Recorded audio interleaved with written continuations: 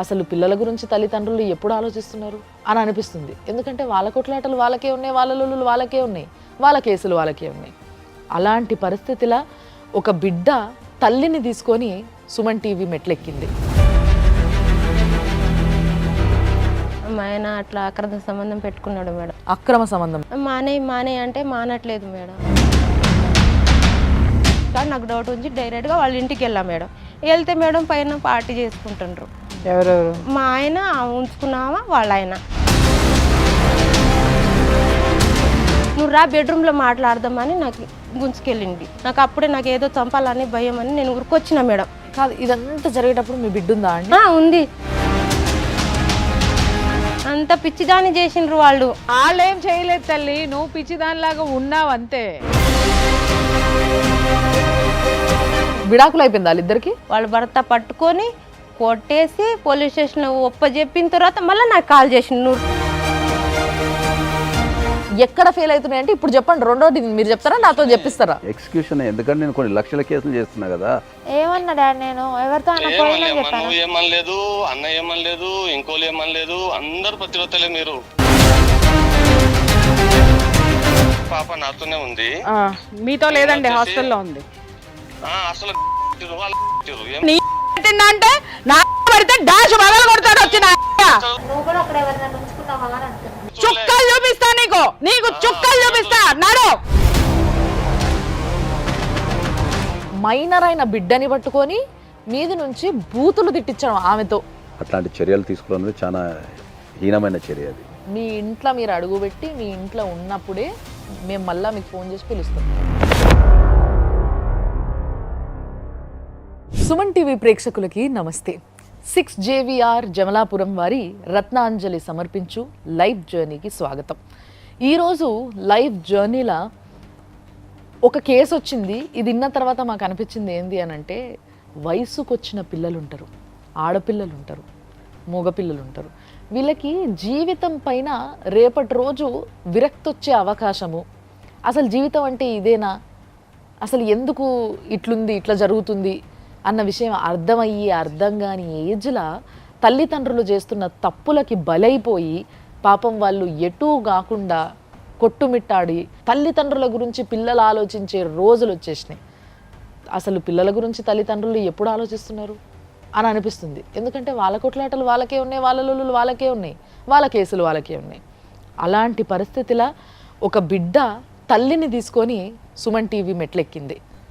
ఆ బిడ్డ గోస, ఆ తల్లి గోస వినేటందుకు ఈడ మనతో పాటు మన గెస్ట్లు ప్రియా చౌదరి గారు, అమ్మ నమస్తే, అండ్ నాగేశ్వరరావు గారు పూజారి సార్ నమస్తే.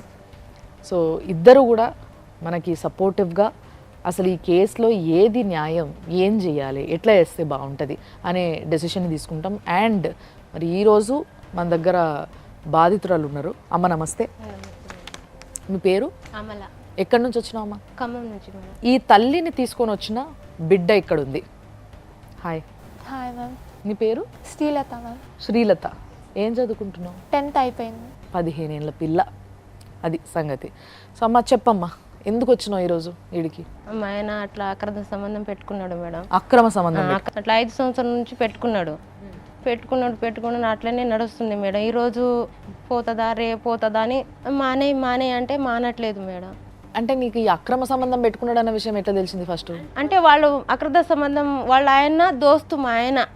అచ్చా, వాళ్ళ ఆయన మీ ఆయన దోస్తులు. అయితే నాకు కూడా అంత తెలియదు మేడం, వేరే వాళ్ళు చెప్తే నాకు తెలుసు. ఓకే, ఎవరు చెప్పిండ్రు, ఏమని చెప్పిండ్రు? అంటే వాళ్ళ దోస్తు వాళ్ళే చెప్పిండ్రు, మీ భర్త అట్లా తాగుతాడు, వాళ్ళ ఇంటికి వెళ్తుండు అని చెప్పిండ్రు మేడం. అయితే నాకు డౌట్ వచ్చింది ఒకసారి, నేను అడిగిన.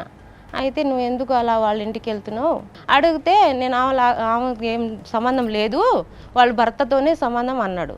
సరేలే అని ఊకున్నా మేడం. ఇంకోటి రోజు మళ్ళీ వీడియో కాలింగ్ మాట్లాడితే విన్నా నేను. అయితే వీడియో కాలింగ్ మాట్లాడుతాడు. అయితే ఏంది అట్లా మాట్లాడుతున్నావు వాళ్ళు అంటే, నువ్వు ఎక్కడ ఉన్నావు, ఏం చేస్తున్నావు, నీ భర్త ఎక్కడ పోయిండు అని మాట్లాడుతాడు.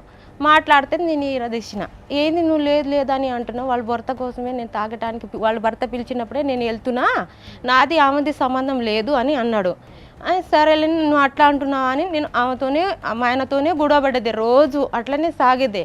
అయితే మేడం ఒక్కరోజు ఆమె పుట్టినరోజు నేను ఈరోజు డ్యూటీకి జల్దీ వెళ్తున్నా, జల్దీ రావాలి, వెంటనే 2ంటికి డ్యూటీ, 12ంటికే వెళ్ళిండు మేడం మధ్యాహ్నం షిఫ్ట్.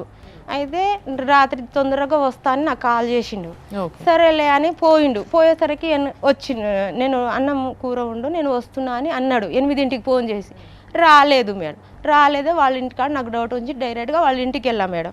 వెళ్తే మేడం పైన పార్టీ చేసుకుంటుండ్రు. ఎవరెవరు? మా ఆయన ఉంచుకున్నావా వాళ్ళ ఆయన ముగ్గురే. ముగ్గురు. అంటే ఈమె కూడా డ్రింక్ చేస్తారా? ఆమె కూడా డ్రింక్ చేస్తుందంట. వాళ్ళు ఆవిడ మా ఆయనతో ఉన్నది వాళ్ళ భర్తకి తెలియకుండా మెయింటైన్ చేస్తాడు. పైన తాగుతుంటే నేను ఇట్లా డోర్ దగ్గర చూసి నేను వెనుక వచ్చేసిన. అక్కడ ఉండి నాకు ఆయాసం మళ్ళీ తిడితే బాగుండవు, ఇంటికాడ వచ్చినప్పుడు తిడతా అని నేను ఇంటికి వెళ్ళిపోయినా మేడం.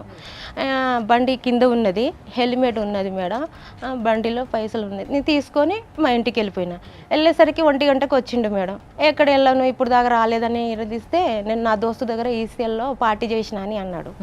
అయితే నిజం చెప్పును అబద్ధం చెప్పేవాకు, హెల్మెట్ ఎక్కడ ఉన్నది నీది నేను అడిగిన. 2-3 సార్లు తీసుకుని వచ్చేసా? హెల్మెట్ తీసుకొని వచ్చిన మేడం. గుర్తు అనమాట, వచ్చిందా లేదా అక్కడికి, ఈయనేం చెప్తాడు. నీ హెల్మెట్ ఏది అని పొద్దున అడిగిన మేడం. రాత్రి చెప్తే నాకు కొడతాడని నేను పొద్దున అడిగిన. అయితే వచ్చి కొట్టడం మీ ఆయనకు అలవాట?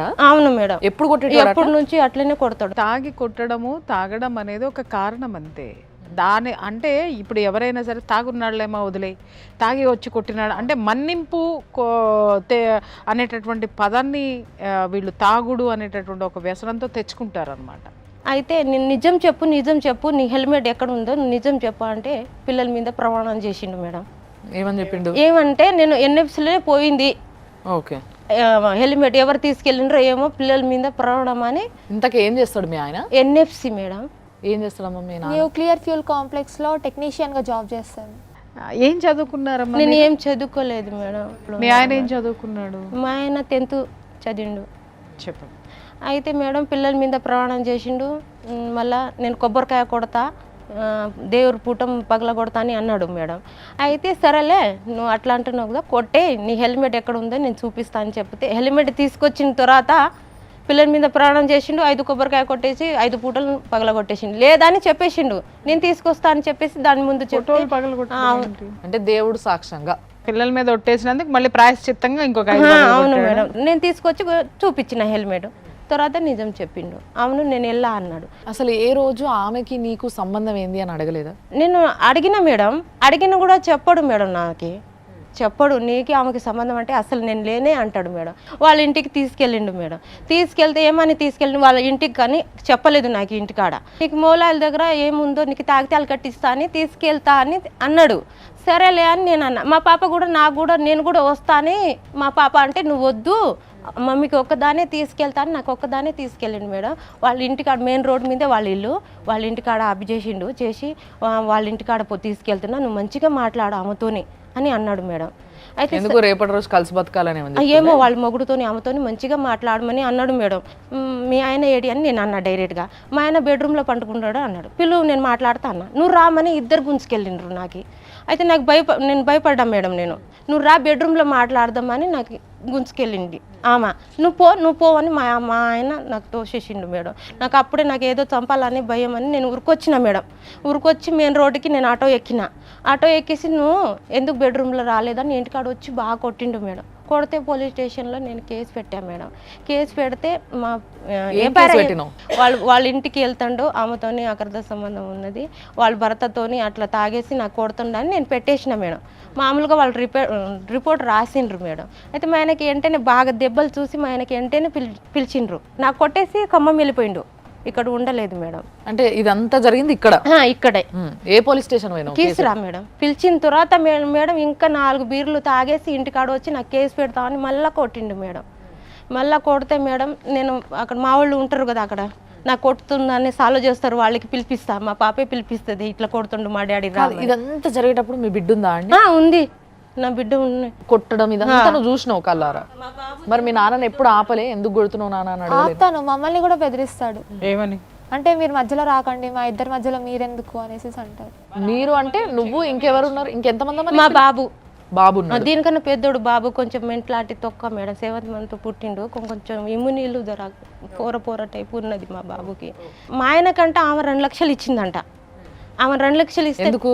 మేము ఇల్లు కట్టిస్తున్నాం మేడం. మా ఆయన దోస్తే నాకు చెప్పిండు, ఏమని ఆమె 2 లక్షలు ఆమె ఇచ్చిందంట, నువ్వు పోలీస్ స్టేషన్ మోకం చూపించకూడదంట వాళ్ళ భర్తకి, ఆమెకి కేసు రిటర్న్ తీపించుకో ఆమెలా అని నాకు ఫోన్ చేసిండ్రు మేడం. పోలీస్ స్టేషన్ దగ్గర రాబాకు అని నాకు అక్కడ నుంచి భయపెట్టిండ్రు నాకు. అయితే సరేలే ఒకసారి చూస్తా అన్నయ్య, ఆ 2 లక్షలు ఎంత ఉన్నదో వడ్డీతో నువ్వు ఇచ్చేయమని నేను ఏరే వాళ్ళతో 2 లక్షలు ఇచ్చేసిన, వడ్డీతో ఇచ్చేసిన. నీ దగ్గర ఎక్కడ పైసలు? అంటే మేము లోన్ తీసినాం మేడం. లోన్ తీసినా కూడా మీ ఆయన తీయాలి కదా, నీకు నా చేతిలో ఇంత కూడా అవుతుంది కదా మేడం, దానికోసమే నేను చచ్చిపోతాను అంటున్నా కదా, అందుకోసం ఆయన తీసి నాకు ఇస్తే వేరే వాళ్ళతో నేను పంపించిన. దాంతో సాల్వ్ అయింది మేడం. సాల్వ్ అయిన తర్వాత కరోనా టైం కదా మేడం, కరోనా టైంకి వాళ్ళ అన్న తమ్ముళ్ళకి ఖమ్మంలో కరోనా వచ్చిందని వెళ్ళిపోయిండు మేడం మాకు వదిలిపెట్టి. అయితే మేము ఇంట్లోనే ఉన్నాం. ఇప్పుడు కూరగాయలు ఎవరు తెస్తారు మేడం, నేను పోయి తీసుకొచ్చిన. కరోనా వచ్చేసింది నాకు. కరోనా అట్లా నాకు ఎటో ఒళ్ళు బాగలేదు, నువ్వు రామని చెప్తే వచ్చిండు మేడం. ఎక్కడ పోయి తలుచుకున్నావు, ఎవరు వచ్చిండ్రు అని మాట్లాడేది మేడం. నేను ఎక్కడికి పోలేదు, మార్కెట్కి వెళ్ళా అని నేను అన్నా. అయితే హాస్పిటల్లో చూపించిండు. హాస్పిటల్లో నేను బాగైనా నా కరోనా ఏమో మా ఆయనకి తగిలింది మేడం. అయితే ఆయన హాస్పిటల్లో అడ్మిట్ అయ్యిండు. అడ్మిట్ అయిన తర్వాత ఆమె మా బావగారి కూడా తెలుసు ఆమెతో ఉందని, ఆమె మా బావగారు ఎక్కించుకొని మా ఆయనకి సేవ చేస్తుంది. మీ ఆయన తరపు ఉన్న వాళ్ళందరికీ ఈమెతోటి రిలేషన్ ఉందన్న సంగతి తెలుసు మేడం. అంటే మీ పెళ్లికి ముందు నుంచే ఉందమ్మా? పెళ్లి తర్వాత మరి ఉన్నప్పుడు వాళ్ళు ఎప్పుడు ఈయనకి ఇట్లా చేయడం కరెక్ట్ కాదనేది చెప్పలేదు? చెప్పలేదు మేడం, చెప్పలేదు. మా బావగారు మా యారాలే మా ఆయనకి కలిపేది వాళ్ళు ఇద్దరే. మా బావగారే మా ఆమెకి ఎక్కించుకొని, అప్పుడు లాక్డౌన్ కదా మేడం, అయితే నాకు పోకుండా మా ఆయన దగ్గర మా బావగారికి పిలిపించి బస్ ఎక్కి అది బండి మీద ఎక్కించి హాస్పిటల్లో సేవ చేసేది ఆమె అంట. ఎవరు? మా ఆయన ఉంచుకున్న ఆమె. ఎవరికి? మా ఆయనకి. ఆమెని వీళ్ళ బావనే బండి మీద ఎక్కించుకొని తీసుకుపోయి మరి ఈమె మొగుడు దగ్గర వదిలిపెట్టేది చేసేటందుకు. ఏమన్నా పింప డిశ్చార్జ్ చేయడానికి నువ్వు వస్తా అని అడిగిండు నాకు. నేను వస్తా అని నేను అన్నా మేడం. అయితే మళ్ళీ ఫోన్ చేసి ఏమన్నాడు, ఆమె వస్తుందో ఏమో, నువ్వు వద్దులే అని మళ్ళీ అన్నాడు. ఇది ఎక్కడ గొడవ? భార్య వస్తుందేమో అని చెప్పేసి అని వీళ్ళని రావద్దని చెప్తారు, ఆమె వస్తుందేమో నువ్వు రావద్దని అనేసిండు మేడం. వచ్చి తానం చేయమంటే తానం చేయించిన మేడం. తానం చేయించిన తర్వాత ఈ అన్ని ఏంటి, మీరు అన్నం వంట చేయమన్నాడు, వంట ఎక్కడ తిన్నారు అని నేను అడిగిన. అన్నం ఎక్కడ తిన్నారు అన్న. హోటల్లో తిన్నావు అన్నారు. ఆల్రెడీ లాక్డౌన్ కదా మేడం, ఇంకా ఏడ హోటల్ ఉంటుంది. నేను డౌట్ వచ్చి నేను అడిగితే హోటల్లో తిన్నా, నోరు మూసుకుని ఉండమని అనేసిండు. బావకి చెప్పు, బాగున్నాడు కదా నా వెనక అనేసిండు మేడం. వారం అయిన తర్వాత ఇప్పుడు అన్నీ నాకు డౌట్గా ఇప్పుడు గుడి అయితేనే ఉంటుంది కదా మేడం, అందుకోసము నాకు అది యాపిల్ అయిపోయినాయి, నేను పోయి తీసుకొస్తా అని అడిగిండు. అయితే నీకు కరోనా పోలేదు కదా, నేను పోయి అమ్మాయిని తీసుకొని నేను పోయి తీసుకొస్తామన్న చౌరాస్తా దగ్గర నేను అడిగిన మేడం. వద్దా అని చెప్పేసి మేడం ఆమెను తీసుకొని అది అయితే ఆమెను తీసుకొని నాకు డౌట్ వచ్చింది కదా మేడం, నేను వెనక వెళ్ళా మేడం. వెళ్తే మేడం ఆమెను కూర్చోబెట్టి కుషాయిగూడలో ఫుల్ పలారం తీసుకొచ్చిండు. మళ్ళీ అక్కడ పోతే మళ్ళీ ఇద్దరికి కొట్టడం ఎందుకు, ఇంటికాడ వచ్చినప్పుడు మా ఆయనకి అడుగుదామని. చూసుకోవడం కాదమ్మా, పట్టుకొని రోడ్డు తన్నలేదు మేడం. అంత కొడితే తిన్నగయ్యేటోడు అంత పిచ్చిదాన్ని చేసిండ్రు వాళ్ళు. నాకైతే నువ్వు వాళ్ళేం చేయలేదు తల్లి, నువ్వు పిచ్చిదానిలాగా ఉన్నావు అంతే. మొత్తం మీద వాళ్ళిద్దరికి సంబంధం ఉందన్న విషయం నువ్వు క్లియర్గా చెప్తున్నావు. ఇప్పుడు నీ భర్త నీ దగ్గర ఉన్నాడా, ఆమె దగ్గర ఉన్నాడా? ఆమె దగ్గర ఉన్నాడు మేడం. 3 సంవత్సరం అయితే. నీ భర్త దగ్గర ఆవిడ ఉందా, నువ్వు ఉన్నావా, లేకపోతే ఆయననే పోయి ఆమె దగ్గర ఉన్నాడా? అది క్లియర్ గా చెప్పు. ఆమె నా భర్త దగ్గర ఉన్నది. అంటే మీ ఇంట్లో ఆమెనే వచ్చి ఉన్నది. వాళ్ళ భర్త వదిలిపెట్టిండు మేడం. మా గూడో నేను వెళ్ళిపోయిన తర్వాత మా ఆయన తీసుకొచ్చి ఆటపోత కోసేటం భువనగిరి వెళ్ళిపోయినావు కొట్టేసి నా కొట్టిండని అమ్మోళ్ళ ఇంటికి ఉన్నాడు కదమ్మా, ఎప్పుడు పడితే అప్పుడు కొడుతుండే. ఆ రోజే నాకు బాగా గూడ అయింది. పడి పడి పడి ఏదో ఒక రోజు విరక్తి అనేది వస్తుంది. ఆమె ఇన్ని మానకి చెప్పింది ఏంటంటే ఇన్ని విధాలుగా ఆవిడ పడింది. 10 రోజుల్లో బుద్ధి చెప్పి మళ్ళీ రిటర్న్ రావచ్చులే అని కోపంతో వెళ్ళిపోయినా మేడం. ఎక్కడ పోయినావు? మా అమ్మోళ్ళ ఇంటికాడ. అమ్మోళ్ళ ఇంటికాడ వెళ్ళిపోతే తర్వాత నా మీద అక్రమ సంబంధం పెట్టేసిండు. నీ మీదనా? నా మీద. నీకు ఎవరితో సంబంధం పెట్టిండు? నాకు ఆ ఉట్టిగానే పెట్టేసిండు. ఎవరి మీద ఎవరితో ఉందని స్పెసిఫిక్ గా ఒక పర్సన్ ని చూపించినాడా? అది చూపియలే మేడం. నీకు అక్రమ సంబంధం ఉంది కాబట్టి నువ్వు అమ్మగారింటికి వెళ్ళిపోయినా అని పెట్టేసిండు మేడం. చేసుకో. దాని తర్వాత నేను పోయిన తర్వాత ఆమెను తీసుకొని ఏటపోత కోసటం, రూమ్ లో ఉంచటము అన్ని వాళ్ళ భర్త పోతే ఎవరికి ఘోషించినాడు? మా ఆయన ఉంచుకున్న ఆమె ఇద్దరు ఇప్పుడు వాళ్ళు భార్యాభర్తలు గూడబడి మా ఆయనతోనే ఇప్పుడు ఏటపోత కోసటం మా ఆయన. ఓ మస్తు మజా చేసుకున్నారా? అవును మేడం. నేను నీకు నీ వాళ్ళు పోయా, నాకు నా వాళ్ళు పోయా వాళ్ళు అన్నట్టు ఇద్దరు. మనం బరంపురం అని చెప్పేసి అని వాళ్ళిద్దరు కలిసి ఆటపోత ఇప్పుడు ఆ అమ్మాయికి పిల్లలు లేరమ్మా? ఇద్దరు పిల్లలు ఉన్నారు. మా పిల్లలంతా ఉన్నారు. మా పాప ఆ అమ్మాయి కూడా ఉన్నారు మా సార్. విడాకులు అయిపోయింది వాళ్ళిద్దరికి? లేదు మేడం. నాకు వాళ్ళ భర్త నాకు కాల్ చేసిండు మేడం. ఏమని నువ్వు ఎప్పుడు వెళ్ళిపోయినావు, నాతోని మా ఆవిడ గూడ పెడుతుంది అక్క, అసలు ఎందుకు నువ్వు వెళ్ళిపోయినా ఏందని వాళ్ళ భర్త పడితే మాది గూడైంది సార్, మా ఇద్దరి మధ్యలో గూడైంది అని నేను వాళ్ళ భర్త కన్నా. లేకని వాళ్ళ భర్తతోని గూడబడి వాళ్ళ భర్త పట్టుకొని కొట్టేసి పోలీస్ స్టేషన్లో ఒప్పజెప్పిన తర్వాత మళ్ళీ నాకు కాల్ చేసిండు, నువ్వు రా, నీ ఇంట్లో నువ్వు ఉండు, ఆమె ఎందుకు ఉంటది. ఆమె భర్త రెడ్ హ్యాండెడ్ గా ఇద్దరికి డైరెక్ట్ గా పట్టుకొని కొట్టి పోలీస్ స్టేషన్ లో పెట్టారు. అవును మేడం. పోలీసులు ఏమన్నారు? పోలీసు నాకు తెలియదు మేడం ఏమన్నారు. వాళ్ళు భర్తే వాళ్ళు అమ్మోళ్ళని పిలిపించి పట్టించిండ్రు మేడం.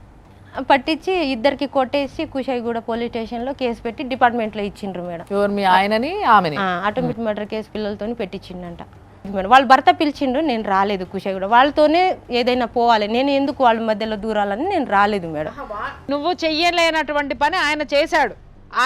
ఆయన తెలుసుకున్న క్షణమే నీ భర్త మీద కేసులు పెట్టాడు. పెట్టిన తర్వాత నిన్ను పిలిచి నీ కాపురం నువ్వు చేసుకోమ్మా అని చెప్పేసి నిన్ను పిలిచినప్పుడు కూడా నువ్వు వెళ్ళకపోవడం అనేది నీ తప్పు. ఇన్ని రోజులు బయటలో ఉంచేసి డైరెక్ట్ జనవరి 1కి ఇంటికాడ తీసుకొచ్చిండు డైరెక్ట్గా. పెళ్లి చేసుకున్నాడా? మనకి తెలియదు మేడం. ఈమెకి డైవర్స్ అతను ఇవ్వలేదు, ఆమె హస్బెండ్కి డైవర్స్ ఇవ్వలేదు. But they are living in together in one roof, under one roof. ఇది ఏంటి సార్? జనరల్గా అయితే ఈమెకి డైవర్స్ కంపల్సరీ ఇవ్వాలా, తర్వాత ఆమె కూడా డైవర్స్ తీసుకోవాలా. కానీ మరి మ్యూచువల్ అండర్స్టాండింగ్లో వాళ్ళు ఉన్నట్టుంది. వాళ్ళు మ్యూచువల్ అండర్స్టాండింగ్ లో ఉన్నారు సార్. ఈ మ్యూచువల్ కన్సర్న్ ఏమవుతుంది, ఆ పిల్లలు ఏమవుతుంది, ఆ భర్త ఏమవ్వాలి, ఈ భార్య ఏమవ్వాలి? ఇప్పుడు ఈమె గట్టిగా పోరాడాలి కదా. ఇప్పుడు అక్కడ నుంచి వాళ్ళ హస్బెండ్ కాల్ చేసినప్పుడు, వాళ్ళ హస్బెండ్ కేసు పెట్టినప్పుడు, ఈమె కాల్ చేసినప్పుడు ఈమె కూడా వెళ్ళాలి కదా కంపల్సరీ. డే 1 నుంచి ఏంటంటే పెళ్ళి అయింది కాబట్టి ఆమె పెళ్ళిని కాపాడుకోవడానికి అలా ఉన్న పిల్లల జీవితం ఖరాబ్ కావద్దని ఆమె సాక్రిఫైస్ చేస్తూ వస్తున్నది. ఇవాళ కాకపోతే రేపైనా మారకపోతాడా, ఎల్లుండైనా మారకపోతాడా, ఏదో రకంగా మారకపోతాడా, ఏదన్నా గొడవ పడితే పిల్లల జీవితమైనా ఖరాబ్ అయిద్దేమో అనే ఉద్దేశంతోనే ఆమె మంచి మనసుతోనే అర్థం చేసుకొని పిల్లల కోసం ఆమె సాక్రిఫైస్ చేస్తూ వస్తుంది. ఇప్పుడు భార్య క్వశ్చన్ చేసింది అనుకోండి, అవతల వాడు తప్పించుకునేటటువంటి మూమెంట్లో అతి నీచమైనటువంటి సంబంధాలు కూడా కలుపుతాడు. అంటే ఇప్పుడు ఉన్నామే కూతురనో చెల్లెలనో అక్కనో కూడా చెప్పేటటువంటి వాళ్ళు కోకొల్లలు ఉన్నారు. మీకు తెలిసిన కేసులు బోల్డ్ ఉన్నాయి అలాంటివన్నీ. అవి మనం ప్రూవ్ చేయలేనటువంటి, వాళ్ళని నిలువున కోసిన అవతల ఉన్నటువంటి అది కూడా తండ్రిలానే చూసుకుంటున్నానంటది, అన్నయ్య అని అంటది, లేకపోతే మా బాబాయ్ గారు అని అంటది, లేకపోతే ఇంకేమన్నా అంటది. కానీ యువతల వాడు కూడా అదే పలుకుతాడు. ఇది మనం ప్రూవ్ చేయలే. కానీ జరుగుతున్నది ప్రపంచానికి తెలుసు, భార్యకి తెలుసు, కానీ కోర్టులకు ఎందుకు తెలియవు సార్? కోర్టుల దృష్టికి తీసుకెళ్లాల్సిన బాధ్యత మన మీదే ఉంటుంది కదా. ఆమె కనుక నిజంగా పోలీస్ స్టేషన్కి వెళ్ళి అక్కడ కౌన్సిలింగ్లు ఇప్పించి వాళ్ళ దృష్టికి తీసుకెళ్తే అది స్టార్టింగ్లో వెళ్ళిపోయేది. అది స్టార్టింగ్ తీవ్రత ఎప్పుడైతే ఈమెకు తెలిసిందో, ఈమెకు అనుమానం వచ్చిందో, మనం ఇంతకుముందు చెప్పినప్పుడు ఎప్పుడైతే ఈమె హెల్మెట్ గురించి మాట్లాడినప్పుడు అప్పుడే గట్టి యాక్షన్ తీసుకొని ఉండి అప్పుడే కనుక మనం పోలీస్ స్టేషన్లో కంప్లైంట్ ఇచ్చి మనకు సఖీ సెంటర్ ద్వారా కానీ లేకపోతే పోలీసుల ద్వారా కానీ కౌన్సిలింగ్ ఇచ్చుంటే ఆ భయం అప్పుడు ఉంటుండే. ఆమె ఆల్రెడీ ఒకసారి కేసు పెట్టడం జరిగింది. ఆమె ఒంటి మీద దెబ్బలు చూసి ఇమీడియట్గా పోలీసు వాళ్ళు వాళ్ళ ఆయనను పిలిపించడం జరిగింది. అప్పుడు ఏమన్నారమ్మా మరి పోలీసు వాళ్ళు? పిలిచి ఏమన్నారు నాకు చెప్పలేదు మేడం. నువ్వు ఎందుకు పోయినావు మరి పోలీస్ స్టేషన్కి అట్లాంటప్పుడు? ఆమె భయానికి పోలీస్ స్టేషన్ పోయింది అంతే. ఓన్లీ భయానికి పోలీస్ స్టేషన్ పోయి కంప్లైంట్ ఇచ్చింది. తర్వాత ఏ రకమైన ఫాలోఅప్స్ కానీ చర్యలు కానీ తీసుకోలేదు. ప్రపంచవ్యాప్తంగా చూసుకుంటే భారతదేశంలో ఉన్నన్ని చట్టాలు, మహిళలకు ఉన్నన్ని చట్టాలు భారతదేశంలో తప్ప ఎక్కడ ప్రపంచంలో లేవు. ఏముంది సార్, ఎట్లా ఉందంటే చట్టాలు ఎలా పనికొస్తున్నాయంటే అక్రమ సంబంధాలు పెట్టుకుంటానికి వీటికి చట్టాలు ఉపయోగపడుతున్నాయి. కానీ ఇట్లా పోరాడే వాళ్ళకి నిజంగా భార్యలకి ఏ విధమైనటువంటి న్యాయం జరగడం లేదు సార్, టు బి ఫ్రాంక్. కానీ ఫెయిల్యూర్ ఎందుకు అవుతున్నాయి అంటే వాళ్ళు పోరాటం లేదు, ప్రతిసారి ఎక్స్క్యూజ్ చేస్తారు. ఇట్లా పోరాడనోళ్ళు ఉన్నారు, నేను కాదని అంటలేను, బట్ తక్కువ పర్సంటేజ్. ఎందుకంటే ఏ భార్యకైనా భర్త విషయానికి వచ్చేసరికి ఎక్కడ లేని స్వార్థం ఉంటుంది. ఎక్కడ నా భర్త నాకే, నన్నే చూడాలి, నాతోనే ఉండాలి, ఇంకొకరిని చూడడానికి లేదన్న ఫీలింగ్ ఉంటుంది. అది ఉండడం న్యాయం, అది ఉండడం ధర్మం. అది లేకపోతేనే దరిద్రం నిజానికి చెప్పాలంటే. సో అట్లున్నా కూడా ఎక్కడ ఫెయిల్ అవుతున్నాయి అంటే ఇప్పుడు చెప్పండి. రెండోది మీరు చెప్తారా, నాతో చెప్పిస్తారా? ఎక్స్క్యూషనే. ఎందుకంటే నేను కొన్ని లక్షల కేసులు చేస్తున్నా కదా.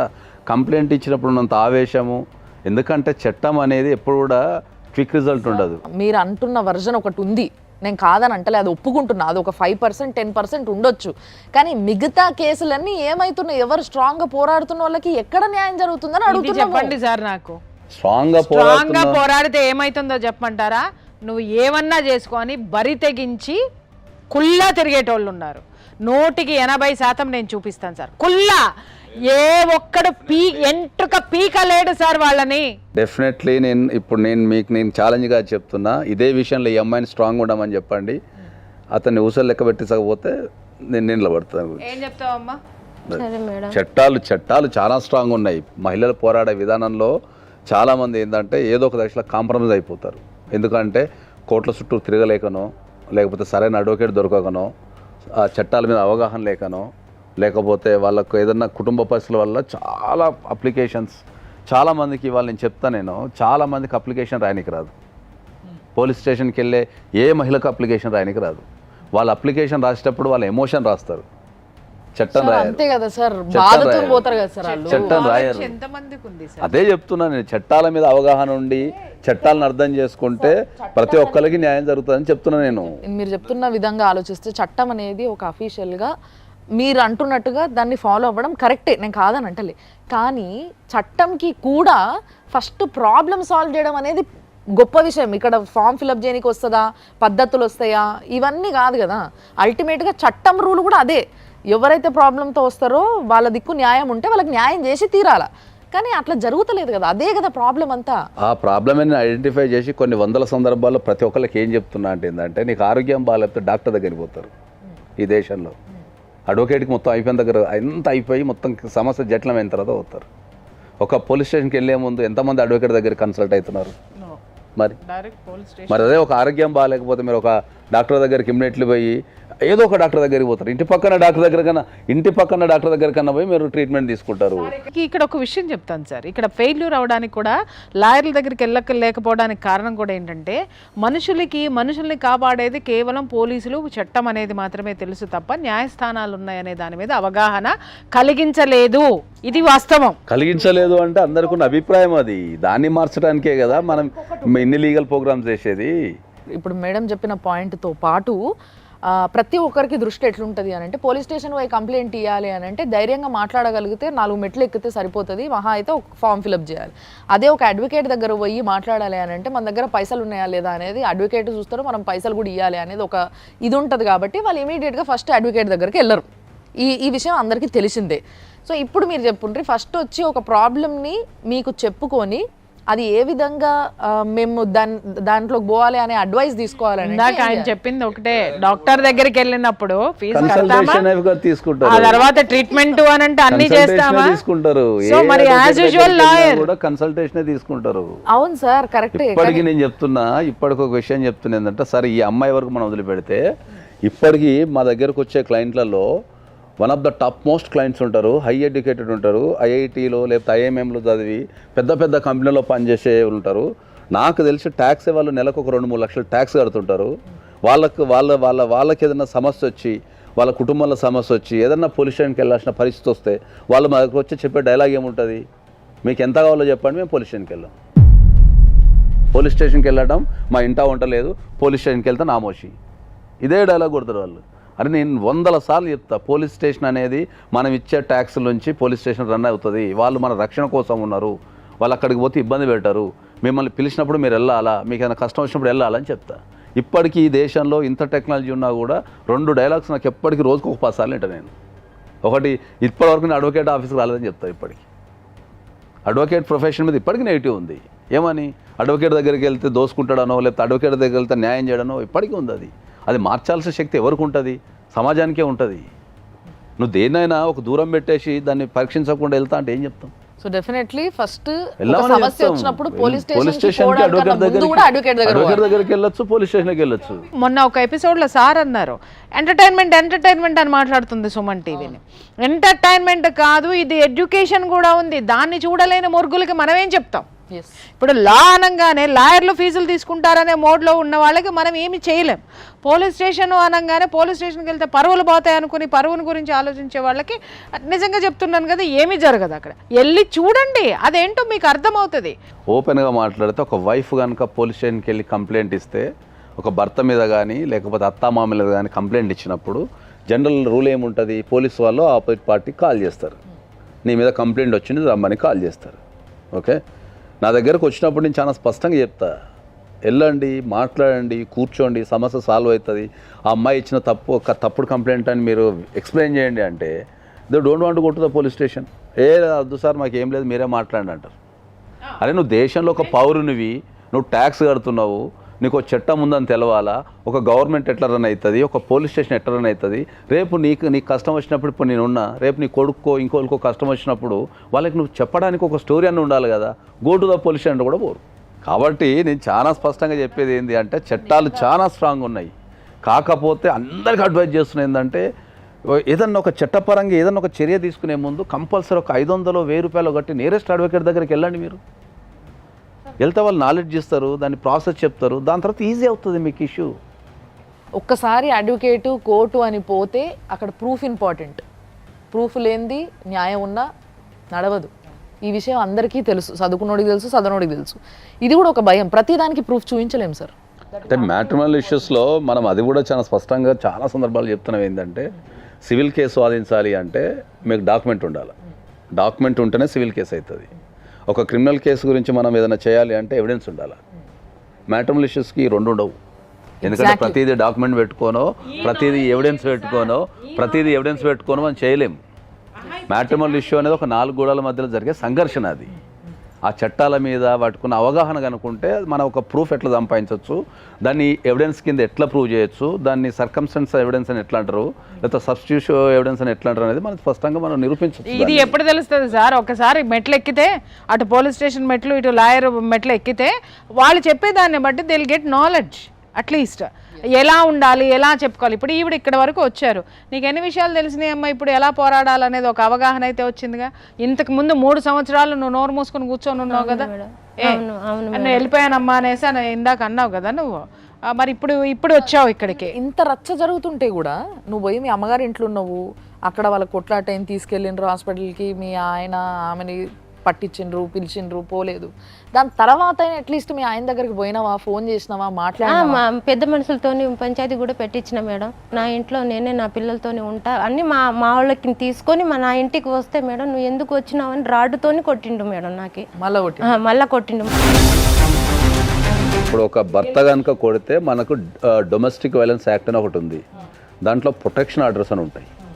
ఎప్పుడైతే భర్త ద్వారా కానీ, భర్త బంధువుల ద్వారా కానీ, అత్తామామల ద్వారా కానీ మనకు కొట్టడం లాంటిది కానీ, బెదిరించడం లాంటిది కానీ చేస్తే మనం డొమెస్టిక్ వైలెన్స్ యాక్ట్ కింద మనం ప్రొటెక్షన్ ఆఫీసర్ దగ్గరికి వెళ్ళి మనం ప్రొటెక్షన్ కనుక అప్లై చేసుకుంటే then they will give the protection. Who knows that? పాప అమ్మాయికి ఏం తెలుసు సార్ డొమెస్టిక్ వైలెన్స్ అనే ఆమెకు అక్రమ సంబంధం అనడమే రావట్లేదు, ఇంకా డొమెస్టిక్ వైలెన్స్ అనే పదానికి అర్థం ఎక్కడ? అమ్మాయి చేసే తప్పేంది అంటే ఆమె పోరాటం కంటే, అంటే చట్టపరంగా అది కూడా వాస్తవమే, మనం అంగీకరించాల్సిన విషయాలు ఏంటంటే ఏ ఆడపిల్లైనా కూడా తన సంసారంలో ప్రాబ్లం వచ్చినప్పుడు మన భారతదేశంలో చట్టాలని అప్రోచ్ చేయే ముందు వాళ్ళ సాధ్యమైనంత వరకు వాళ్ళ తెలివితేటల ప్రకారం సాల్వ్ చేయడానికి ప్రయత్నిస్తారు. ఎందుకంటే ఎక్కువ రచ్చ కావద్దు, పిల్లలు ఉంటారు, సమాజంలో ఒక గౌరవం ఉండాలనే ఉద్దేశంతో మనం ఎక్కువ ఆలోచిస్తాం.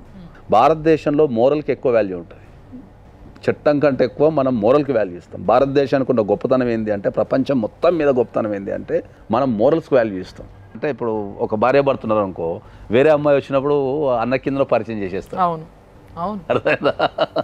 That is the moral. తర్వాతనే చట్టం. చాలా బ్యూటిఫుల్ అండి. అదే అంటున్నా. సంప్రదాయాలు కాబట్టి ఆ క్రమంలో వీళ్ళు ఈ సమస్యని మనం out of the court settle చేసుకోవాలనే క్రమంలో వీళ్ళు తప్పులు చేస్తుంటారు తప్ప వాళ్ళకి నిజంగా పోరాడాలని మనసులో ఉంటుంది. కానీ ఆ పోరాటం వల్ల ఇంకేమైనా ఇబ్బంది పడతాడేమో, ఇంత కొట్టినా కూడా. ఆహా, భర్త ఇబ్బంది పడతాడేమో అని. ఇట్లాంటి బంధాలు వీళ్ళకి ఎప్పుడు అదేస్తుంటుంది. అట్లా ధైర్యంగా మీరు పోలీస్ స్టేషన్కి వెళ్ళి కంప్లైంట్ ఇవ్వచ్చు ఆ ఇంట్లో ఉండటానికి. లేదు అసలు ఏ కంప్లైంట్ అవసరం లేదు. మీరు ఇప్పుడు కూడా ఈ స్టూడియో ఇక్కడ నుంచి అయిపోయిన తర్వాత డైరెక్ట్ మీ పాపని తీసుకొని మీ ఇంటికి మీరు తలుపులు బద్దలు కొట్టి ఉండొచ్చు. పెళ్లి చేసుకున్న భార్యకి విడాకులు ఇయ్యనంత వరకు సర్వ హక్కులు ఉంటాయి. ఒకసారి సార్ని కలవండి అమ్మా, కలిస్తే మీరు ఏం చెయ్యాలి అనేది సార్ గైడెన్స్ ఇస్తారు. దాని ప్రకారము మీరు ఇది చేయొచ్చు. అన్న తమ్ములతోనే అక్రమ సంబంధం కడతాడు మేడం, అన్నలతోటి. ఆయనకున్న అక్రమ సంబంధాన్ని పక్కదారి పట్టించి ఒక కొత్త ఇష్యూని తెర మీద తేయటం వల్ల ఇష్యూ ఇటు డైవర్ట్ అయ్యిందనే టాపిక్ తప్ప అది. ఒక్క విషయము వాళ్ళ డాటర్ని అడగాలనుకుంటున్నాను నేను. నువ్వు చూసినావు కదా, నీకు స్పష్టంగా నీకు అర్థమైంది ఏంది, ఏం చేయాలంటావు చెప్పు. నీకు ఏం కావాలి, ఎట్లుండాలి, వ్యవస్థ ఎట్లుండాల్సింది? 11th బోర్డ్ ఎగ్జామ్స్ అయిపోయింది. నేను దాని ముందు రోజే డాడీ కాల్ చేసి మమ్మీ దగ్గరికి వెళ్తాను, డాడీ గుర్తుకొస్తుంది. నువ్వు అప్పుడు వరకు ఎక్కడున్నావు? అప్పటి వరకు హాస్టల్, నేను ఖమ్మంలో హాస్టల్లో చదివాను. ఓకే. ఇలా మమ్మీ గుర్తుకొస్తుంది, చాలా రోజులు అయింది కదా అని అంటే, వద్దు నువ్వు ఎటు ఏంటి 2 పడవల మీద కాలు పెట్టి నడుస్తున్నావా ఏంటి, ఒక సైడ్ ఉండవా నువ్వు? నడిచేటిది ఆయన కదా. ఒకసారి ఫోన్ చేద్దాం. హలో, వీరన్న గారు మాట్లాడుతున్నారా? అవునండి. నమస్తే అండి, మేము సుమన్ టీవీ నుంచి ఫోన్ చేస్తున్నాము. చెప్పండి మేడం. మీ ఆవిడ సుమన్ టీవీకి వచ్చింది. మీ ఆవిడ మీ బిడ్డ ఇద్దరు ఇక్కడ ఉన్నారు. మీరు ఆవిడతో ఇప్పుడు కలిసి ఉంటలేరు, ఆమెను ఇష్టం వచ్చినట్టు కొట్టినరు అనే విషయాన్ని ఆమె ఇక్కడికి వచ్చి చెప్తుంది. మీకు ఇంకో అక్రమ సంబంధం ఉందని కూడా చెప్తుంది. ఏంది అసలు ఏం జరుగుతుందండి? ఏమో తెలియదండి నాకు కూడా పెద్దగా. ఆమె ఏం చేస్తుందో ఆమెకే తెలియాలి. కాదు, ఇప్పుడు మీ ఆవిడ మీకేం తెలుసో అది చెప్పండి పోనీ. మీరు మీ ఆవిడతో కలిసి ఉన్నారా? మా ఆవిడకి అడగండి మేడం, కలిసి ఉండదు లేదు చెప్తారు కదా. అంటే ఆమె లేదు, అలా అమ్మగారి ఇంట్లో ఉంది, మీరు ఇంకొక ఆమెను తీసుకొచ్చి పెట్టుకున్నారు అనేసి చెప్తుంది ఆమె. మరి ఆమె చెప్పి నేను నమ్మన్నాను మేడం. ఇక నేను చెప్పి నేను నమ్ముతారు ఇవన్నీ ఎందుకని మేడం? ఇప్పుడు కోర్టులో నడుస్తుంది కదా మాది కేసు. అవునండి, కోర్టులో నడుస్తుంది. ఇప్పుడు ఇక్కడ కూడా ఫ్యామిలీ కౌన్సిలరు, అడ్వకేట్ ఉన్నారు, వాళ్ళు కూడా మాట్లాడతారు. ఎందుకంటే ఆవిడ పంచాయతీలు అయిపోయినాయి మేడం, అన్ని పంచాయతీలు అయిపోయినాయి, అన్ని 10-15 పంచాయతీలు అయిపోయినాయి, అన్ని కేసులు అయిపోయినాయి, అన్ని అయిపోయినాయి మేడం. అన్ని చేసే కాడికి అన్ని చేసింది. మరి మీ భార్యతో మీకు ఏంది ప్రాబ్లం చెప్పండి నాకు ఒక్కసారి. ఆమెకి ఏం తక్కువ చేశాను? అంత తప్పుడు పని చేయడానికి ఆమెకి ఏం అవసరం వచ్చింది? అంత తప్పుడు పని ఏం చేసింది మీ భార్య? ఒకరితో పెట్టుకుంది మేడం. దానికి సాక్ష్యం ఎవరో కాదు, నా బిడ్డ, నా కొడుకు, కాలనీ మొత్తం. సరే, ఒక్క నిమిషం. సాక్ష్యం కదా, సాక్ష్యం నీ బిడ్డ ఇక్కడనే ఉంది, శ్రీలత. మీ అమ్మకి ఎవరితోనో వేరే వాళ్ళతో కనెక్షన్ ఉందట, మీ నాన్న చెప్తున్నారు. దానికి సాక్ష్యం నువ్వేనట. నువ్వేమంటావు మరి? ఒక్కసారి మీ పాపతో మాట్లాడండి. అరే మీ బిడ్డతో మీరు మాట్లాడడానికి ఏముందండి, ఒక్కసారి మీ పాపతో మాట్లాడండి. హలో, చెప్పు చెల్లి. ఏమన్నా డాడీ, నేను ఎవరితో నువ్వు ఏమనలేదు, అన్న ఏమనలేదు, ఇంకోళ్ళు ఏమనలేదు, అందరు ప్రతిరోజులే. మీరు నా దగ్గర రికార్డింగ్ లేదనుకుంటున్నావా? నువ్వు మాట్లాడింది, నువ్వు చెప్పింది, పంచాయతీలో చెప్పింది. వీరన్న గారు, ఆ రికార్డులు మాకు పంపించండి, మేము అవి కూడా మేము వింటామండి. వీరన్న గారు కాదండి, వద్దులే అంటున్నారు. మీ తరపున ఉంటే మేము స్ట్రాంగ్ గా మాట్లాడతాం కదండి. మా తరపున ఉన్న స్ట్రాంగ్ మాట్లాడి ఏం చేస్తారు మేడం? పోయిన దాన్ని తీసుకొచ్చి నాకు అంట కడతారా? కట్టలేరు కదా. అవునండి, ఎందుకు అంట కట్టమండి? భార్య అన్న తర్వాత ఎట్లా వదిలేస్తామండి? అంటే ఎవరున్నారు మీ ఇంట్లో? ఎవరున్నారండి? వాళ్ళ ఇంట్లో ఎవరున్నారు? అరే కాదు, వీరన్న గారు కట్టలేరు అంటున్నారు అని అంటే తప్పు మీ దగ్గరే ఉందని జనాలు అనుకుంటారు. అనుకోమంటారా? మీరు మాట్లాడినట్టు మేము మాట్లాడలేము. మగవాళ్ళని మీరు తక్కువ చేసి మాట్లాడతారని కూడా తెలుసు. ఎవరో ఎప్పుడు చూసినా నువ్వు మగవాళ్ళని నేను తక్కువ చేసి మాట్లాడుతున్నానని టీవీ సాక్షిగా అనిపించవయ్యా. మీ వీడియోలు ఎన్నిసార్లు చూస్తలేను మేడం. ఎన్నిసార్లు చూసినప్పుడు మగవాళ్ళని ఎప్పుడు తక్కువ చేసి మాట్లాడినా నేను? అదే పని. అవును, కరెక్ట్ గా దొరికినా. రోజు నీకు ఇదే పని. ఆడోళ్ళందరినీ కూర్చోబెట్టుకొని ఆడోళ్ళందరినీ ఇజ్జత్ తీసి మాట్లాడడం అనేది నీకు బాగా ఇదే పని అంట. మీరు ఏం న్యాయం చేస్తారు? రోజు ఎవరికి అన్యాయం చేస్తారు, ఎవరికి మాట్లాడుతారు అని నేను రోజు వీడియోలు చూస్తా ఉంటాను. ఎవరికి అన్యాయం చేసినామో తీసుకురా బిడ్డ. One side of the coin మేము వినం. మేము వినమయ్యా. అట్లా అనుకుంటే మీ ఆవిడకే నేను బోల్డని చెప్పాల్సి వస్తుంది. మీకు ఫోన్ చేసి మీరు వయ్యాకి అని మాట్లాడకండి మేడం అని చెప్తున్నా నేను. నేనేమన్నాను? అది నాకంటే చిన్నోడివి ఏంటయ్యా అన్నాను. ఎందుకు ఏంటయ్యా అన్నది కూడా నీకు అమర్యాద అనంటే ఇక జీవితంలో నిన్ను ఎవడో బాగు చేయలేడురా నాయన. మీ ఆవిడ ఏదైతే చెప్పిందో అది మొత్తం వాస్తవం చెప్తున్నాను కదా. నువ్వు నాకంటే చిన్నవాడివి. నేను కౌన్సిలింగ్ లో ఉన్నప్పుడు ఖచ్చితంగా నేను అయ్యా అనే మాట్లాడతా. అయ్యా అంటే మాకు చాలా గౌరవమైనటువంటి పదం. వయ్యా అంటున్నారు, అయ్యా అంటలేరు. ఇనవయ్యా అంటున్నారు, అయ్యా అంటలేరు. అయ్యో ఇనవయ్యా, మరి అయ్యా అన్నప్పుడు ఎనవయ్యా అనగా ఎనరా అంటారా? సరే మీతో మేము మాట్లాడలేము కానీ చెప్పండి. నేననేది మీ ఆవిడతోటి ఏంటి ప్రాబ్లం? ఇవాళ నీ ఇంట్లో ఈ పరాయి స్త్రీతో నువ్వు ఉంటున్నావు అనేది ఎలిగేషన్. అది వాస్తవమా కదా? Sir no. మాకు ఎటువంటి పరాయి స్త్రీతోనే నాకు సంబంధం. రైట్. అయితే ఆవిడ రైట్స్ ప్రకారం ఆవిడ మీ ఇంటికి వస్తుంది. ఆవిడ రైట్స్ ప్రకారం వస్తుంది. ఆమె ఇంట్లో ఆమె ఉంటుంది. ఆమెకి స్థానం ఇవ్వండి. ఆమె తప్పులు చేస్తున్నట్టయితే మాకు పంపించండి. మేము మీకు న్యాయం చేస్తాము. ఖచ్చితంగా మీ తరపున మేము నిలబడతాం. ఆమెకి న్యాయం చేస్తాం. నీకు అవసరం లేదు కాబట్టి ఆమెకి మేము న్యాయం చేస్తాము. మిస్టర్ వీరయ్య గారు ఖచ్చితంగా న్యాయం ఎవరి వైపు ఉంటే వాళ్ళతోటే వస్తుంది మీ వీరయ్య గారు. ఓకేనా? మా మిస్సెస్ కి ఇప్పుడు 4 సంవత్సరాలు వెళ్ళిపోయి నిన్నటి వరకు 10వ తరగతి ఎగ్జామ్ ఎవరు కూడా పాప నాతోనే ఉంది. మీతో లేదండి, హాస్టల్లో ఉంది. అసలు మా నీ దగ్గరికి ఎందుకు వస్తాను రా భాయ్? పెడితే నీ దగ్గరికి ఎందుకు వస్తా? మంచిగా మాట్లాడు, సంజాయించి మాట్లాడు. నేను చాలా మర్యాదగా మాట్లాడతా. నీ అంటే నా పెడితే డాష్ బదలు కొడతాడు. వచ్చిన తమాషా పడుతున్నావా? తమాషాలు తెలుస్తున్నావా? నువ్వు ఇక్కడ కూర్చొని ఒక ఉన్నతమైనటువంటి స్త్రీతో మాట్లాడేటటువంటి సిచ్యువేషన్ సరిగ్గా లేదంటే నువ్వు నీ భార్యని సరిగ్గా చూసుకున్నావని మేము అనుకుంటున్నావా?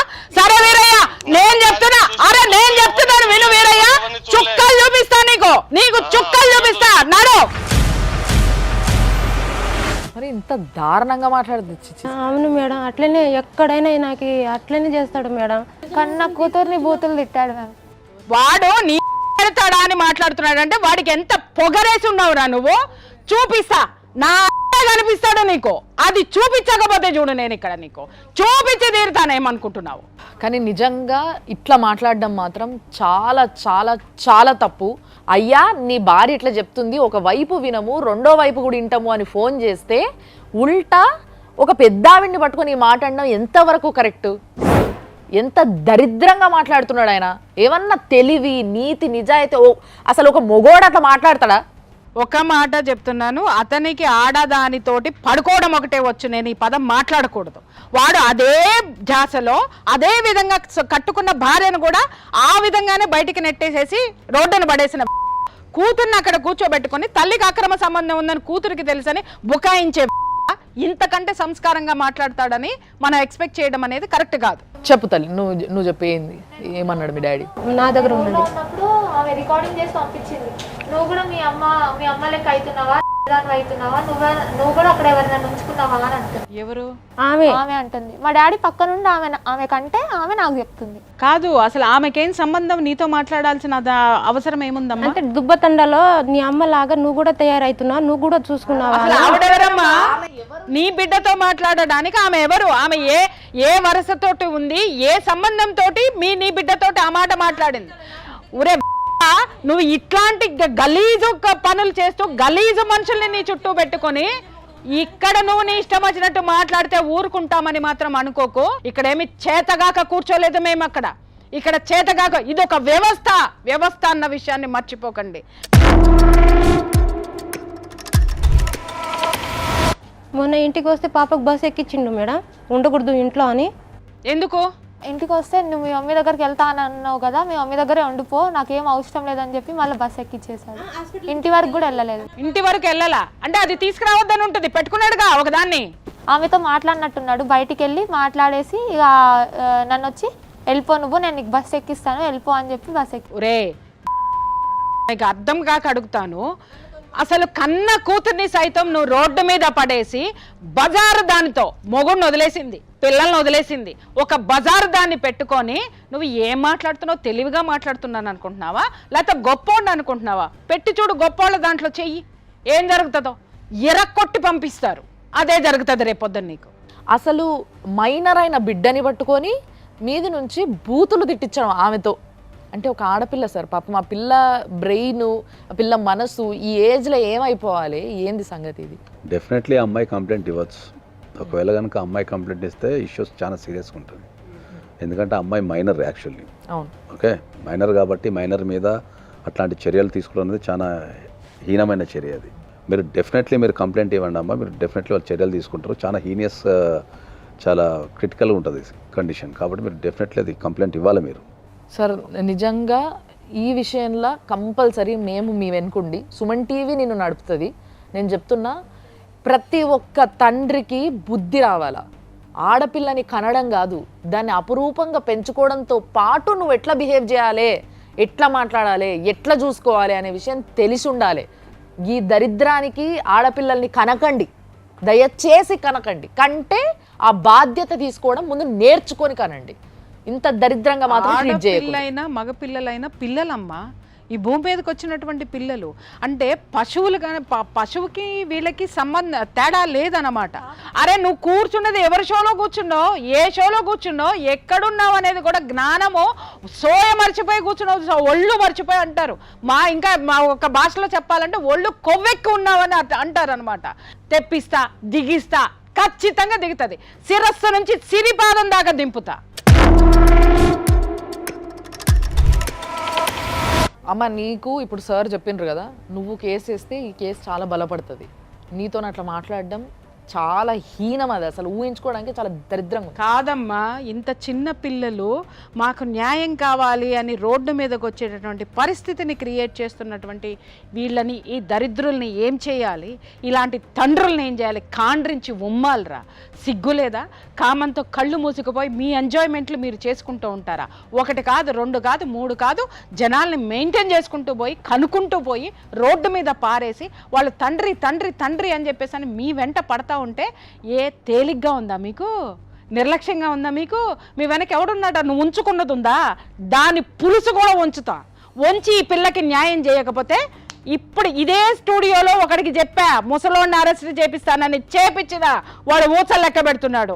ఇప్పుడు చెప్తున్నా మిస్టర్, ఈ పిల్లకి న్యాయం చేయించిన తర్వాతనే నేను మళ్ళీ మాట్లాడతా జనంతో. ఇంకొకసారి ఏ తండ్రి ఎవ్వరూ కూడా ఒక పిల్లల గురించి, ముఖ్యంగా మైనర్ గురించి ఇట్లా మాట్లాడాలంటే వణుకు ఉట్టేలాగా చేయడమే మా బాధ్యత ఈరోజు. చెప్పు, నువ్వు చెప్పు, నీకేం కావాలి చెప్పు. మేము మా ఇంట్లో ఉండాలి మ్యామ్. మీరు ఆ ఇంట్లో ఉండాలి, మీ అమ్మతోటి. మీ నాన్నకి బుద్ధి రావాలి. వాడికి బుద్ధి రాకపోతే బుద్ధి ఎలా తెప్పించాలో చట్టం న్యాయం రెండు చూసుకుంటాము. అప్పుడు కూడా మారి వచ్చాడా సరే, లేదు అనంటే హ్యాపీగా మీ ఇంట్లో మీరు ఉండండి. మీ అమ్మ పని చేసుకుంటుందో ఏదో ఒకటి చేసుకుంటుంది, నువ్వు చక్కగా చదువుకో. నీ తండ్రిని చూసావు, ఆ పక్క ఉన్న స్త్రీని చూసావు, నీ తండ్రిని చూసి నీ బిడ్డల్ని ఎలా పెంచకూడదో, ఎలా పెరగకూడదో చూసుకో. ఆ పరాయి స్త్రీని చూసి నీ జీవితంలో ఇలాంటి సంఘటనలు ఎదురైతే వాటిని ఎలా తిప్పి కొట్టాలో నేర్చుకో. సంసారాలని నిలబెట్టే పనిలోనే ఉండమ్మా. సార్ మీరు చెప్పండి, ఇప్పుడు ఏం చేస్తే కరెక్ట్ అంటారు? ఇప్పుడు దాకా మీరు చూసిండ్రు ఎట్లా మాట్లాడుతున్నాడు మనిషి అనేది కూడా. సో ఎట్లా వీళ్ళకి న్యాయం చేయాలి? ప్రధానంగా అయితే వాళ్ళ ఇంటికి వెళ్ళిపోవచ్చు, ఏం కాదు. మీరు ఇక్కడ నుంచి డైరెక్ట్గా మీరు ఆ ఇంటికి వెళ్ళిపోవడానికి వల్ల చర్యలు ఏముందో అది మేము తీసేసుకుంటాం. మీరు డెఫినెట్లీ ఆ ఇంటికి వెళ్ళండి. మీ మదరు, మీరు, మీ అన్నయ్య దాంట్లో ఉండండి. మీకు ఉండే హక్కు ఉంటుంది. అది చట్టపరంగా కానీ మోరల్గా కానీ దాంట్లో ఉండే హక్కు మీకే ఉంటుంది. కాబట్టి మీరు డెఫినెట్లీ దాంట్లో ఉండండి. తర్వాత మీకు కావాల్సిన మెయింటెనెన్స్ కానీ, మీ స్టడీకి సంబంధించిన ఖర్చులు కానీ, రేపు మీ అన్నకు సంబంధించిన మెడికల్కి సంబంధించిన ఖర్చులు కానీ ప్రతి ఒక్కటి ఇవ్వాల్సిన బాధ్యత ఆయనకే ఉంటుంది. సో డెఫినెట్లీ దాన్ని కోర్టు నుంచి కూడా మీరు తీసుకోవచ్చు. మీ స్టడీస్ కానీ దానికన్నా ముందు మీరు ఇందాక చెప్పింది కూడా తనకి సెక్యూరిటీ కోసం వాళ్ళ ఆయన కొడతాడు కాబట్టి డీవీసీ ప్రొటెక్షన్ కూడా వేసుకోవచ్చు. చట్టపరంగా మీరు ఆ ఇంట్లోకి చేరడానికి, తర్వాత మీరు బతకడానికి మీ రైట్స్ ఏమున్నాయో అవి డెఫినెట్లీ మీ అందరం ఇక్కడ కూర్చొని డెఫినెట్లీ మీకు సాయం చేస్తాం. దాంట్లో మాత్రం మీరు ఏం డౌట్ పెట్టుకోకు. ప్రధానంగా నీకు చెప్పేది ఏంటంటే, నువ్వు ఎదుగుతున్న పిల్లవి. ఈ సమాజానికి నీలాంటి వ్యక్తులు, ఎదుగుతున్న వ్యక్తులు కావాలా. ఒక పోరాటం కోసం ధైర్యం చేసి, ఒక తల్లి కోసమో, నువ్వు పడుతున్న బాధ కోసమో, దేనికోసం ఇక్కడికి వచ్చినావు. కాబట్టి నిన్ను గెలిపించడానికైనా సరే, ఓకే, ఒక న్యాయం ఉంది ఈ దేశంలో, కంపల్సరీ న్యాయం జరుగుతుంది అనుకొని నిన్ను గెలిపించడానికైనా సరే మీ అందరం రాత్రనక పాలన కష్టపడి నీకు కావాల్సింది ఏదైనా, చట్టపరంగా నీకు రావాల్సింది ఏదైనా నీ దగ్గర చేర్చే బాధ్యత మా పైన ఉంది. కాబట్టి డెఫినెట్లీ నీకు కావాల్సింది ప్రతి ఒక్కటి మేము చట్టపరంగా ప్రొవైడ్ చేసేస్తాం. ఇంతే ధైర్యంగా ఉండి మంచి చదువులు చదువుకొని ఒక ఉన్నత స్థానానికి ఎదిగి ఎప్పుడైనా సరే ఒక 10 మందిని కాపాడే ప్రోగ్రాం పెట్టేసుకో. వస్తే పాపకి ఎల్లగొట్టిండు, రేపు బాబు కూడా పంపేస్తాడు మేడం. ఎవరిని ఎల్లగొట్టే హక్కు ఎవరికి ఉండదమ్మా. కోర్టు కావాలంటే మీకు కోర్టు ఆర్డర్ కూడా ఇప్పిస్తాం మేము దానిపైన. బాజాప్తుగా కోర్టు ఆర్డర్ కూడా, మీరు ఆ ఇంట్లో ఉండటానికి కావాల్సిన కోర్టు ఆర్డర్ కూడా కోర్టు ఆర్డర్ పట్టుకొని నువ్వు ఇంటికి పోదు కాబట్టి నీకు ఏ భయం లేదు దాంట్లో. ఓకే, నువ్వు కూడా పిల్లలు ఎదుగుతున్నారు కాబట్టి, ప్రధానంగా నీకు బిడ్డ ఉంది కాబట్టి, ఆడపిల్ల ఉంది కాబట్టి, ఆమె ఇప్పుడు 10th క్లాస్ పూర్తి చేసుకుంది, మళ్ళీ ఇప్పుడు మనకు ఇంటర్మీడియట్ అవన్నీ పెద్ద పెద్దలు చదవాల్సిన అవసరం ఉంటుంది కాబట్టి మీరు కూడా ధైర్యంగా ఉండండి. మీరు కూడా మీ పిల్లలకు ధైర్యాన్ని ఇవ్వండి, పోరాడండి. దానికి సంబంధించి ఏదున్నా కూడా మేము తప్పకుండా మీ అందరం నిలబడి చేసేస్తాం. దానికి మీరు ఆ ఇంట్లోకి చేరిన తర్వాత మళ్ళీ మీరు కంపల్సరీ ఒకసారి రండి. ఇది మనం చేరిన చెప్పడానికి అడిగినావు కదా, నేను మా అమ్మ మా అన్న ఇంట్లో ఉండాలి, మీ ఇంట్లో మీరు అడుగుపెట్టి మీ ఇంట్లో ఉన్నప్పుడే మేము మళ్ళీ మీకు ఫోన్ చేసి పిలుస్తాం. ఆ రోజు అదే షో ప్రపంచం చెప్పండి ఎట్లుందో ప్రతి ఒక్కరికి చూపిస్తాం. మీరు ఏ దశలో కూడా మీరు బాధపడాల్సిన అవసరం లేదు. మీరు ఎప్పుడైనా సరే సుమన్ టీవీకి కానీ, నాకు కానీ పర్సనల్గా ఎవరికైనా సరే మీకు ఏ అవసరం వచ్చినా మీరు కాల్ చేయండి. నేను ఎక్కడ పోయినా న్యాయం కాలే, ఇక్కడికే న్యాయం అవుతుందని నేను ఇక్కడికే వచ్చినా సార్. ఇల్లు కూడా అమ్మేదానికి సిద్ధమైండు సార్. మేడం ఇల్లు అమ్మకుండా కూడా మీరు ఆర్డర్ తెచ్చుకోవచ్చు, ఏం ప్రాబ్లం ఏం లేదు. సో లీగల్గా మీరు ఏం చేయాలో అవన్నీ సార్ అడ్వైజ్ చేస్తారు. వాటన్నిటికీ మీరు రెడీ అవ్వండి. ఇప్పుడు కూర్చోబెట్టి అవన్నీ కూడా మీకు ఎక్స్ప్లెయిన్ చేయడం జరుగుతుంది. అవన్నిటిని ఆ ప్రాసెస్ని కూడా మనం ముందుకి తోయడం జరుగుతుంది. దానివల్ల మీ నాన్న ఇల్లు అమ్మలేడు. ఒకవేళ ఇల్లు అమ్మినా కూడా మీరు అది ఆపడానికి వేసే నోటీస్ ఏదైతే ఉంటుందో అది అడ్డం ఉన్నాక ఇంకా మిమ్మల్ని ఎవ్వరూ ఏమీ చేయలేరు. ఆ ఇల్లుని అమ్మలేరు, మీరు ఉండకుండా బయటికి తొయ్యలేరు. అన్నీ మీ దారిలోకి వస్తాయి. 2 ప్లాట్లు నా పేరు మీద ఉంది మేడం. అయితే ప్లాట్లే రాయి పిల్లల పేరు మీద, అయితే రామని అంటాడు మేడం. 1కి 2 చేసినావు, నా పిల్లలు పోస్తే ఎట్లా, నా ఆస్తి నేను ఎవరికి ఇస్తాను, నా పిల్లలకి నా ఇంట్లో నాకు రాని అంటే అసలుకి రాని. తక్కువైందేమోనమ్మా, అందుకని నీ కూడా ఇచ్చి ఇవ్వమన్నాడు. బాగా పెడదాం, సరిపడా పెడదాం, ఇద్దరికి పెడదాం. దయచేసి నేను చెప్తున్నా, ఒక ఆడదానికి కానీ మగవాడికి కానీ న్యాయం కావాలి అంటే ఎక్కడికైనా వెళ్తాడు, ఎంత దూరమైనా సరే వెళ్తాడు. ఇది మాధ్యమము, ఇది మాధ్యమము, మీడియాకి కొన్ని హక్కులు ఉన్నాయి, అలాగే కొన్ని బాధ్యతలు కూడా ఉన్నాయి. అవి 2 నిర్వర్తించి తీరుతుంది. అంతేగాని టీవీలో కూర్చునే వాళ్ళు పని పాట లేక కాదు, లేకపోతే కూర్చొని ఏదో పనికి మాలినటువంటి షోలు చేసుకునే వాళ్ళం మేము, అంతకంటే కాదు. ఒకసారి మేము గనక పట్టుకున్నామంటే దాన్ని వదిలిపెట్టే ప్రసక్తే లేదు, దాన్ని సక్సెస్ చేసి తీరుతాం. సో చూసిండ్రు కదా, తప్పకుండా వీళ్ళిద్దరికీ న్యాయం జరిగేలా చేస్తాం, దాన్ని మీకు చూపిస్తాం. ఇలాంటిది ఇంకోసారి సమాజంలో జరుగుతుంది, అటువైపుగా ఒక కేసు వెళ్తుంది అని అంటే ఈ ప్రోగ్రామ్ గుర్తుకు రావాలి, మేము చేయబోయే ఫాలో అప్ గుర్తుకు రావాలి. ఆ రేంజ్లో ఆ ఫాలో అప్ ఉండబోతుంది డెఫినెట్గా. అండ్ ఇంకొక విషయాన్ని కూడా నేను చెప్పాలనుకుంటున్నా. ఇందాక ప్రియా చౌదరి గారిని ఆయన అన్నారు, మీరు వచ్చి కూర్చొని మొగోళ్ళకి అగెన్స్ట్గా మాట్లాడతారు అని చెప్పి. ఇదే స్టేజ్ మీద ఇదే వేదికపై ముగ్గురము కూర్చొని ఎంతోమంది మొగోళ్ళకి వాళ్ళ భార్యల కోసం వాళ్ళ వైపు నుంచి కొట్లాడిన రోజులు ఉన్నాయి. లాస్ట్ ఎపిసోడ్లో మొన్నొచ్చిన ఆయనకి నేను అక్కనయ్యి నిన్ను నీ భార్యను తీసుకొచ్చి నీ దగ్గర చేరుస్తా, నువ్వు నీ భార్య కావాలంటున్నావు కదా అని చెప్పి దానికి నేను నిలబడతా అని చెప్పి ఆయన వెనక నిలబడడం జరిగింది. కాబట్టి దయచేసి మిగతా వాళ్ళు ఎవరైతే ఈ మాయలు ఉన్నారో, లేదు వీళ్ళు ఆడోళ్ళకే ఫేవర్గా ఉంటారు అనే మాయ ఏదైతే కప్పేసిందో వాళ్ళకి చాలా క్లియర్గా చెప్తున్నా, మొగోళ్ళు ఆడోళ్ళు కాదమ్మా, న్యాయం ఎవరి దిక్కు న్యాయం ఉంది, ఎవరు అన్యాయంగా ఇంకొకరిని హింస పెడుతున్నారు అది మాత్రమే గమనించడం జరుగుతుంది. దానికోసమే ఈ ప్రోగ్రాము. ఏదో మీకు చూపించడానికి, ఈడ కూర్చొని మాట్లాడడానికి, రేటింగ్లు తెచ్చుకోవడానికి కాదు. తప్పకుండా సమాజంలో ఎంతో అంత మంచి చేసినాము, లేకపోతే న్యాయం చేసినామన్న ఒక మార్క్ కోసమే ఇంత కష్టపడుతున్నాము. కాబట్టి ఈ కష్టాన్ని ఇట్లే చేస్తాము. ఎవరేం అనుకున్నా, ఎవరేం అన్నా ఎక్కడ తగ్గము, తప్పకుండా న్యాయం చేసి తీరుతాము. కాబట్టి దాని ఫాలోఅప్ కోసం మీరు చూస్తూనే ఉండండి. 6 JVR జమలాపురం వారి రత్నాంజలి సమర్పించు లైఫ్ జర్నీ సుమన్ టీవీలో.